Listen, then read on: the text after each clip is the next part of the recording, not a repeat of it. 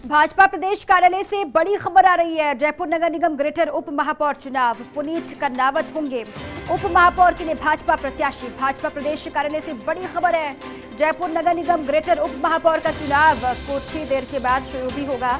पुनीत कर्नावत होंगे उप महापौर के लिए भाजपा प्रत्याशी और साथ ही मालवीय नगर विधानसभा क्षेत्र के वार्ड 128 से हैं बीजेपी पार्षद और नाम अब फाइनल है। लगातार चर्चा भी नाम को लेकर की जा रही थी, आखिर नाम किसका फाइनल होगा इसको लेकर कयासबाजी, लेकिन अभी बड़ी जानकारी भाजपा कार्यालय से इस वक्त मिल रही है। पुनीत कर्नावत के नाम को लेकर मुहर लगा दी गई है। भाजपा प्रत्याशी होंगे उप महापौर के लिए।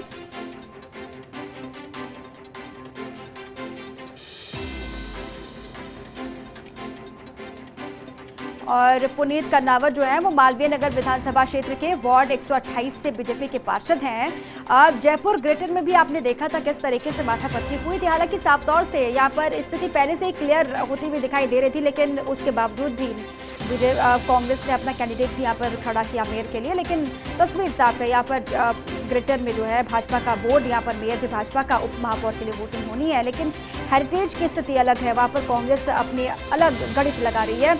लेकिन बात हम इस वक्त कर रहे हैं भाजपा कार्यालय से जो बड़ी खबर मिल रही है, पुनीत कर्नावत के नाम को लेकर मुहर लगा दी गई है उप महापौर के लिए। वोटिंग होगी, वोटिंग की प्रक्रिया जैसे ही खत्म होगी, जैसे ही संपन्न होगी, वैसे ही काउंटिंग शुरू हो जाएगी और फिर तस्वीर साफ होगी।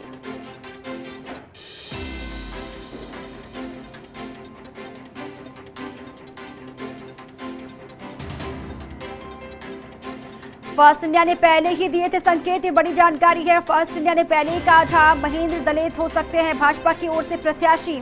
बड़ी जानकारी है इस वक्त। थोड़ी देर में पार्टी करेगी औपचारिक घोषणा इसको लेकर। हालांकि फर्स्ट इंडिया ने पहले ही कह दिया था कि महेंद्र दलेत के नाम को लेकर चर्चा हो रही है। भाजपा प्रदेश कार्यालय से बड़ी जानकारी।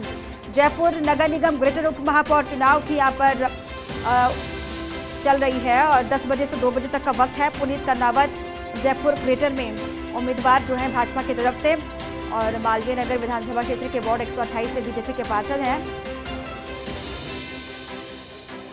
और दूसरी बड़ी खबर ये भी कि फर्स्ट इंडिया पहले से लगातार कह रहा था कि महेंद्र दलेत को लेकर चर्चा हो रही है। थोड़ी देर के बाद औपचारिक घोषणा भी हो जाएगी।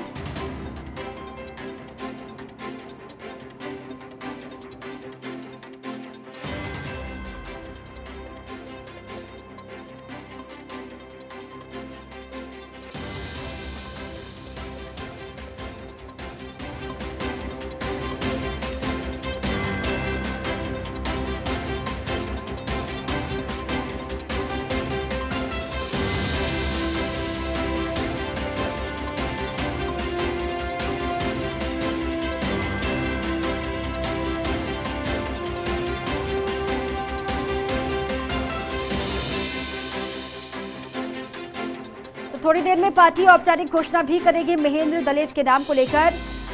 हेरिटेज की तस्वीर हम बता रहे हैं, लेकिन उससे पहले ग्रेटर की अगर बात करते हैं, ग्रेटर को लेकर भी उप महापौर चुनाव और यहाँ पर नाम पुनीत कर्नावत का फाइनल हो चुका है और वोटिंग यहाँ पर भी, उसके बाद काउंटिंग तस्वीर साफ होगी। लेकिन हेरिटेज में कांग्रेस की तरफ से मुस्लिम उम्मीदवार होगा ये तो कहा जा रहा है, इसको लेकर लगातार मंथन भी चल रहा है। लेकिन फर्स्ट इंडिया ने भाजपा को लेकर पहले ही ये संकेत दे दिए थे कि जयपुर हेरिटेज निगम के लिए डिप्टी मेयर का नाम तय और हेरिटेज में महेंद्र दलेत होंगे भाजपा की ओर से प्रत्याशी।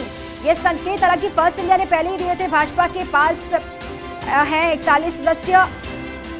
थोड़ी देर में पार्टी औपचारिक घोषणा करेगी उप महापौर किसका होगा। हालांकि 41 जो मेंबर हैं वो तो भाजपा के पास है।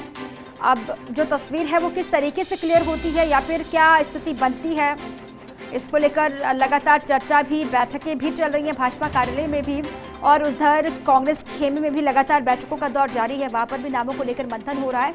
लेकिन उसके इतर लगातार हम यही कह रहे थे, फर्स्ट इंडिया यही कह रहा था कि महेंद्र दलेत के नाम को फाइनल बीजेपी कर सकती है हेरिटेज निगम के लिए डिप्टी मेयर के नाम को लेकर, और वही हुआ भी। महेंद्र दलेत भाजपा की ओर से प्रत्याशी। हालांकि भाजपा के पास में 41 सदस्य हैं। थोड़ी देर के बाद, हालांकि औपचारिक घोषणा के लिए थोड़ा सा इंतजार करना होगा। थोड़ी देर के बाद पार्टी औपचारिक ऐलान भी कर देगी, औपचारिक घोषणा भी हो जाएगी। हेरिटेज में कांग्रेस ने पहले ही कहा था कि वहां पर मुस्लिम प्रत्याशी होगा उप महापौर का, क्योंकि मेयर को लेकर तो तस्वीर साफ नहीं हो पाई। मुस्लिमों में नाराजगी भी थी, अल्पसंख्यक समुदाय नाराजगी जाहिर की थी कांग्रेस के खिलाफ, लेकिन वहां पर कांग्रेस की तरफ से उप महापौर जो है वो मुस्लिम होगा। लेकिन भाजपा ने भी अपने पत्ते खोल दिए। इसी पर मेरे सहयोगी ऐश्वर्य प्रधान जुड़ चुके हैं। ऐश्वर्य, भाजपा की तरफ से वो ग्रेटर हो या फिर हेरिटेज हो, दोनों ही नामों को लेकर चर्चा लगभग पूरी भी हो चुकी है, ऐलान भी लगभग हो ही चुका है। देखिए दीपा, सबसे महत्वपूर्ण बात यह है कि डिप्टी मेयर जो है वो भी इम्पोर्टेंट पद होता है अपने आप में। संगठन में पार्षदों को भी उम्मीद होती है। तो भारतीय जनता पार्टी में 4 नाम थे ग्रेटर को लेकर कि किसे प्रत्याशी बनाया जाए। उसमें जितेंद्र श्रीमाली था, पुनीत कर्नावट का नाम था, दिनेश गौड़ का था, दिनेश कांवट का था, अचानक हरीश शर्मा का भी आया था। लेकिन फर्स्ट इंडिया न्यूज ने पहले ही संकेत दे दिए थे कि पुनीत कर्नावट होंगे। अब आप देख सकते हैं कि भारतीय जनता पार्टी में चूंकि 3 ब्राह्मण जो थे उनमें कंपटीशन था और एक वैश्य तबके का था, तो इस बार वैश्य तबके को जगह दी गई है। अब जयपुर ग्रेटर में अगर देखें तो 2 विधायक हैं, दोनों वैश्य तबके के हैं, और उप महापौर भी जयपुर ग्रेटर से होंगे, वो भी वैश्य तबके के होंगे। तो सोचा जा रहा था कि आखिरकार बीजेपी जो है डिप्टी मेयर में हेरिटेज में किसे प्रत्याशी बनाएगी, लेकिन बीजेपी ने भी सियासी तौर पर एक बड़ा दांव खेला है। महेंद्र ढलेत अब प्रत्याशी बनाए गए हैं।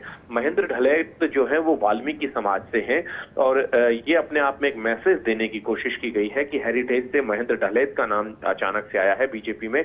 और मैं एक और जानकारी दे दूं कि वी सतीश ने इन सभी को बुलाया, इन सभी के साथ बातचीत की और बातचीत करने के बाद पुनीत कर्नावट का नाम फाइनल हुआ है। पुनीत कर्नावट राजपाल सिंह शेखावत के विश्वस्त तो माने जाते रहे थे, लेकिन पिछले दिनों थोड़ा सा माना जाता रहा है कि अब उनकी विश्वसनीयता किसी और तरफ भी झुकी है। कहा जा सकता है कि पुनीत कर्नावट जो है लंबे समय के बाद उन्हें ठीक मुकाम अब मिल सकेगा यदि प्रत्याशी फिलहाल बनाया गया है, लेकिन प्रत्याशी बनने के बाद भाजपा के सामने जो वोट हैं उनको देखते हुए तय माना जा रहा है कि पुनीत कर्नावट डिप्टी मेयर ही होंगे, क्योंकि जीतना स्वाभाविक तौर पर तय है। लेकिन हेरिटेज में भाजपा ने जो दिमाग लगाया है कि उस सियासत में भाजपा सक्सेस होती है या नहीं, ये देखने वाली बात होगी। लेकिन ऐश्वर्य कैसे गणित बैठाया जाएगा हेरिटेज में, क्योंकि वहां पर तो कांग्रेस पहले से मुस्लिम कार्ड खेलने की सोच रही है। पहले ये ऐलान कर दिया गया था क्योंकि मेयर मुस्लिम समुदाय से नहीं तो उप महापौर ही सही, तो वहां पर बीजेपी का किस तरीके से गणित बैठेगा? देखिए बीजेपी का जो गणित है यहाँ पर दोनों नगर निगम, चाहे हेरिटेज नगर निगम हो या फिर ग्रेटर नगर निगम हो, दोनों ही नगर निगमों को लेकर चर्चा हुई, जहां पर वी सतीश और श्रवण सिंह बगड़ी और कुछ अन्य पदाधिकारियों की मौजूदगी रही। राघव शर्मा भी वहां मौजूद थे, शहर भाजपा अध्यक्ष। तो ये सभी वहां पर मौजूद रहे और बैठक में यही तय किया गया, क्योंकि भारतीय जनता पार्टी जानती है कि भाजपा थोड़ी बहुत एक संभावना है, बहुत कम सी संभावना है, क्योंकि हेरिटेज में कांग्रेस काफी मजबूत है। हेरिटेज में कांग्रेस इसलिए भी मजबूत है कि यहाँ पर सियासी रणनीतिकार बीजेपी के रणनीतिकारों से ज्यादा इंपॉर्टेंट बोले जा सकते हैं, ज्यादा बेहतर माने जा सकते हैं। और चूंकि विधायक भी वहीं से हैं, चाहे भले ही प्रताप सिंह खाचरियावास भी पूरे जयपुर शहर की राजनीति पर अच्छी पकड़ रखते हैं, महेश जोशी तरीके दिग्गज हैं, तो तीसरी तरफ एक और लीडर का नाम लिया जाए तो ये रफीक खान भी उधर से ही हैं।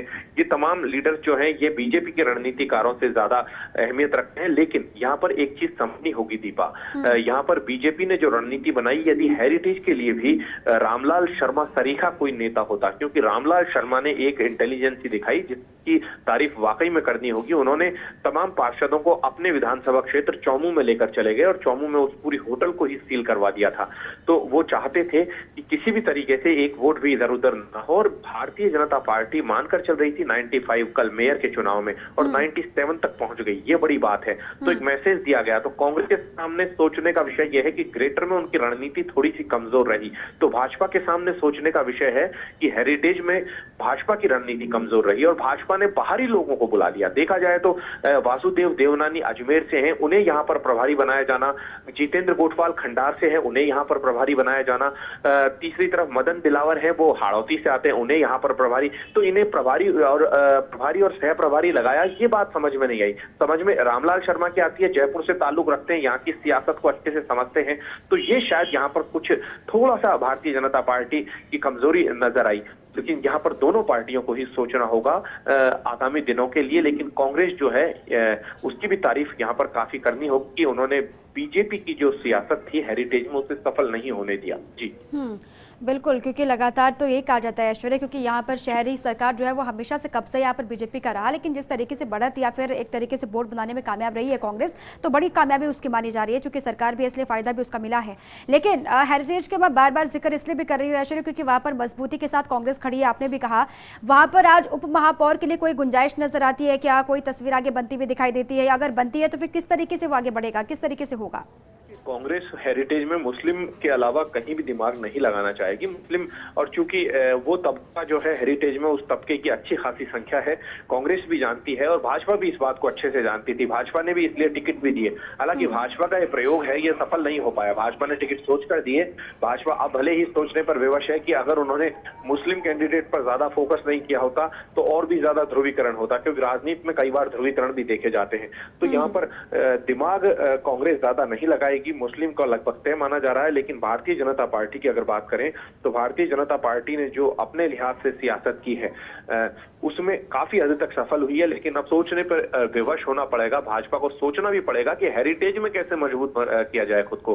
क्योंकि आप ये तय मानकर चलिए, जयपुर को गढ़ माना जाता रहा था भाजपा का, कोटा को गढ़ माना जाता रहा था भाजपा का। दोनों ही जगहों पर आप देख सकते हैं कि दोनों ही जगहों पर कांग्रेस जो है उसने अच्छी परफॉर्मेंस की है। सियासत कांग्रेस जो है भाजपा के इन शहरी गढ़ों में सेंध लगाने लगी। हालांकि सतीश पूनिया की भी यहां तारीफ करनी होगी कि उन्होंने कई प्रयोग किए और प्रयोगों के आधार पर रिस्क भी ली। ओवरऑल पूनिया कहते हैं कि उन्हें बड़ी जीत मिली है, क्योंकि कैंडिडेट्स उनके सबसे ज्यादा जीते हैं। भाजपा के कैंडिडेट सबसे ज्यादा जीते हैं और पंचायत चुनाव में भी वो दिखाएंगे।